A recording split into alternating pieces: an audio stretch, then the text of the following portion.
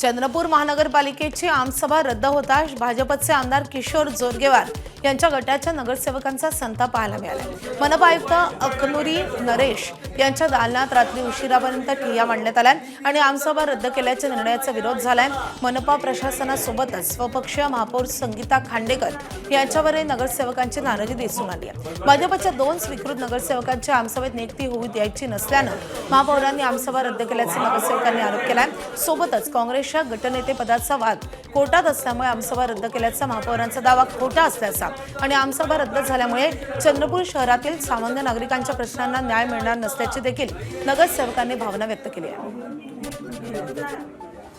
आपल्यासोबत भाजपचे ज्येष्ठ जे नगरसेवक आहेत सुभाष कासनगोष्टीवर आहेत। आम्ही आदरणीय महापौरांना भेटलो, आयुक्तांना भेटलो। आयुक्तांनी सांगितलं की कायद्याच्या पुस्तकामध्ये कुठेही आमसभा रद्द होऊ शकत नाही, परंतु इथे टाले नामक 3दा अँटी करप्शन मध्ये सापडलेला उपायुक्त तो सचिव केलाय आणि त्या सचिवांनी पत्र काढलं की आमसभा रद्द करण्याचे अधिकार नाही।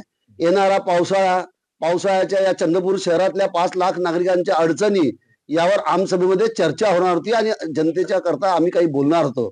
अशी आमसभा रद्द केल्यामुळे कायद्यामध्ये कुठे तरतूद नाही, नगर विकास नियमाच्या कुठे तरतूद नाही आमसभा रद्द करण्याची, म्हणून आम्ही आयुक्तांचं निषेध आंदोलन करताय। पण निवडणूक प्रोसेसला स्टे किंवा थांबवू शकत नाही, पण त्यांनी हे खूप मोठं पाप केलं, लोकशाहीची हत्या केली की निवडणूक प्रोसेस त्यांनी थांबवली।